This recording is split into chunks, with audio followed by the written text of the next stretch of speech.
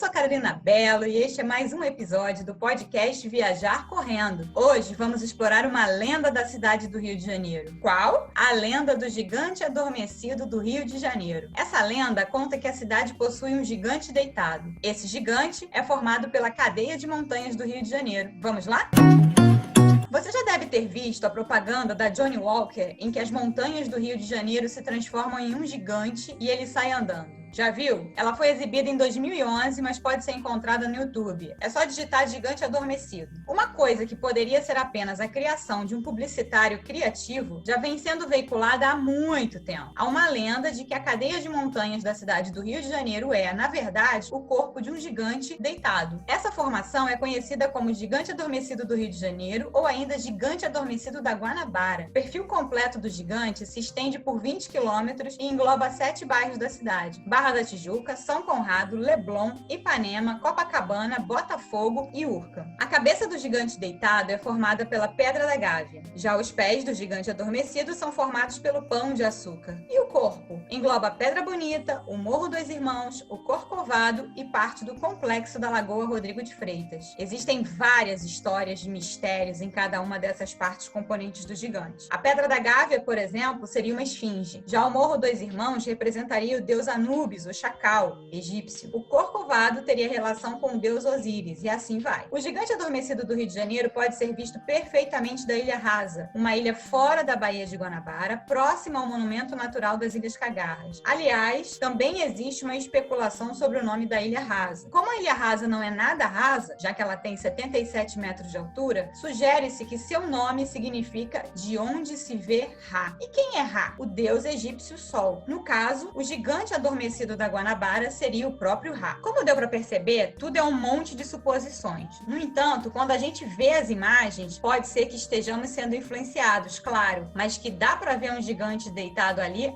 dá. Vamos falar um pouco sobre algumas das lendas ligadas ao gigante adormecido do Rio de Janeiro. Começando pelo complexo do Pão de Açúcar, que guarda muitos mistérios, principalmente nas sombras que nele surgem devido à projeção do sol em seu movimento. A primeira lenda com sombras é a do Ibis do Pão de Açúcar. Se você observar bem, existe uma fenda na lateral do Pão de Açúcar. Normalmente, ao longo do dia, só observamos uma simples cavidade na rocha. No entanto, dependendo da luminosidade do dia, a cavidade se transforma em uma nova forma. Ela é conhecida como Ibis do Pão de Açúcar ou Fênix do Pão de Açúcar. Ibis são aves pernaltas que possuem pescoço longo e um bico comprido encurvado para baixo. Tais aves eram muito veneradas no Egito Antigo, sendo inclusive associadas a um deus, o deus Tote. E aí entra uma outra história. Na mitologia egípcia, há uma imagem da humanidade representada como um gigante deitado. Esse gigante tem acorrentado aos seus pés um íbis, ou seja, justo nos pés do gigante adormecido do Rio de Janeiro é que está a imagem do íbis do Pão de Açúcar. E se nos aprofundarmos mais, ainda tem mais coisa. No Antigo Egito, o íbis representa o leste, o alvorecer e todo o conhecimento. E em que direção está o Pão de Açúcar? No leste. Muito louco, né? Então, quando você estiver passeando pelo aterro do Flamengo ou fazendo o seu treino por lá, dá uma olhadinha pro Pão de Açúcar. Quem sabe você não consegue avistar o íbis do Pão de Açúcar e desvendar esse mistério. Outra lenda do Pão de Açúcar relacionada à sombra pode ser conferida do lado oposto ao do íbis. Da Praia Vermelha pode-se avistar a imagem de um homem, mas esse não é um homem qualquer. Com 200 metros de extensão, esse homem está com trajes sacerdotais. Ele é conhecido como o Guardião da Pedra. Para algumas pessoas, ele seria São Pedro abraçando a pedra do Pão de Açúcar. Outras pessoas consideram a imagem do homem representando o deus egípcio Tote. Isso porque acima de sua cabeça pode-se observar um capacete utilizado por deuses sumérios e egípcios. O fato de a imagem ostentar uma longa vestimenta, também usada por sacerdotes sumérios e egípcios, também corrobora essa hipótese. E um outro detalhe aumenta ainda mais a curiosidade. O sacerdote está com seus braços esticados, como se estivesse alimentando algo. E quem seria esse ser que está sendo alimentado? Quem está do outro lado da montanha? O pássaro de sombra, ou o íbis do Pão de Açúcar. Então, as pessoas concluem que esse sacerdote está alimentando o íbis do outro lado do Pão de Açúcar. Saindo do pé e subindo no corpo do gigante adormecido, chegamos ao Corcovado. É nesse lugar que está o monumento do Cristo Redentor. Essa montanha teria duas relações misteriosas. Para começar, o Corcovado seria o pênis do gigante, e muitos brincam dizendo que o Cristo seria o piercing genital do gigante. Mas enfim, Na mitologia egípcia, o deus Osíris foi morto e despedaçado por seu irmão Sete. Sua irmã, Ísis, que também era sua esposa, andou por diversos locais para resgatar os pedaços de Osíris. Todas as partes foram encontradas, exceto o pênis, que havia sido comido por um ser marinho. E, por isso, ele perdeu o seu poder gerador e passou a ser o deus dos mundos subterrâneos. No caso, o gigante do Rio de Janeiro seria a representação de Osíris completa, com o seu falo e o seu poder gerador. E aí entra a segunda relação misteriosa. Dentro de um simbolismo menor, o Morro do Corcovado seria a representação de uma mulher grávida. E muitos dizem que seria a deusa Ísis grávida. E aí tem mais um mistério. Uma mulher grávida junto ao pênis do gigante representaria o momento em que a deusa Ísis se uniu com o deus Osíris para gerar seu filho, o deus Horus, o falcão. Olha quanta relação as pessoas conseguiram fazer. Avançando um pouco mais pelo corpo do gigante adormecido do Rio de Janeiro, vamos conhecer mais uma história. A história do Morro Dois Irmãos, uma formação rochosa localizada no bairro do Vidigal, no Rio de Janeiro. Ele possui esse nome porque é composto por dois blocos de rochas parecidos. Um deles é chamado de irmão maior e o outro irmão menor, e podem ser vistos de diversos pontos da cidade, mas é das praias do Leblon e de Ipanema e do Arpoador que se pode ver toda a sua beleza com mais detalhes. O cume do Morro Dois Irmãos está a 533 metros de altitude e ele pode ser acessado a partir de uma trilha que começa no Morro do Vidigal. De lá, é possível avistar toda a extensão das praias do Leblon, de Ipanema e de Copacabana, assim como a Lagoa Rodrigo de Freitas, o Cristo Redentor, a Rocinha e os bairros de São Conrado e da Gávea. E o que o Morro Dois Irmãos tem a ver com o gigante adormecido do Rio de Janeiro? Se o Pão de Açúcar está relacionado ao deus Thoth, um paralelo pode ser feito entre o deus Anubis e o Morro Dois Irmãos. O deus Anubis é representado por um chacal. De acordo com o Livro dos Mortos e da mitologia egípcia, o deus Anubis era filho de Néftis, com Osíris, e a representação do gigante adormecido é considerada Osíris, olha só, mas continuemos.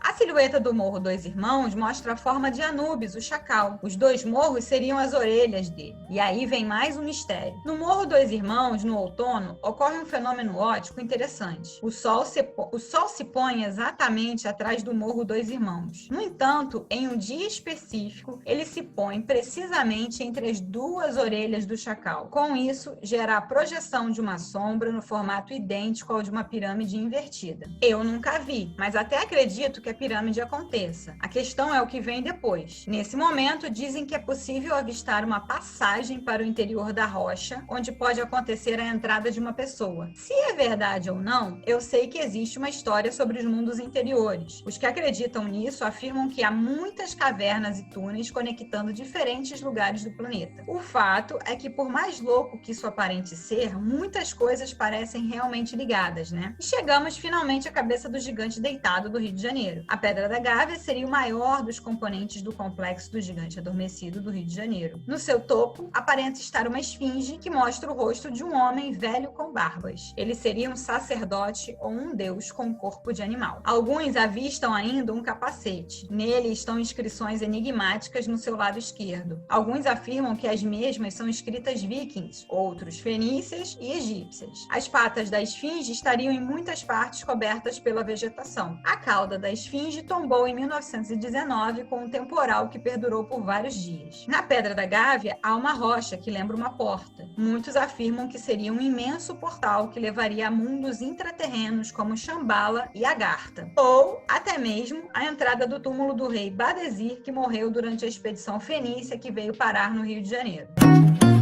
Uau! Hoje falamos sobre a lenda do gigante adormecido. Vimos as lendas e histórias do Pão de Açúcar, passamos pelo Corcovado, conferimos os mistérios do Morro Dois Irmãos e chegamos à cabeça do gigante, com mais histórias e lendas. Você já conhecia a história do gigante adormecido do Rio de Janeiro? Já viu a fenda do Ibis no Pão de Açúcar? Já viu o sacerdote do Pão de Açúcar? Ou até mesmo a tal pirâmide invertida do Morro Dois Irmãos? O que achou dessa lenda e do gigante adormecido do Rio de Janeiro? O que você achou disso tudo? Será que é verdade? Conta aqui nos comentários, vou adorar saber e continuar essa conversa. E se você ficou curioso ou curiosa, vou deixar o link para os posts do Viajar Correndo que permitem ver as imagens do gigante adormecido do Rio de Janeiro. Vai ficar aqui na descrição do podcast. Aproveite para compartilhar este podcast nas suas redes sociais e descubra se seus amigos já conheciam essa história. E claro, não deixe de curtir o podcast se você gostou. Isso ajuda bastante. Este foi mais um episódio do podcast Viajar Correndo. Até sexta-feira que vem com mais um episódio sobre algum tema relevante no mundo das viagens para participar de corridas. Um super beijo e até a próxima!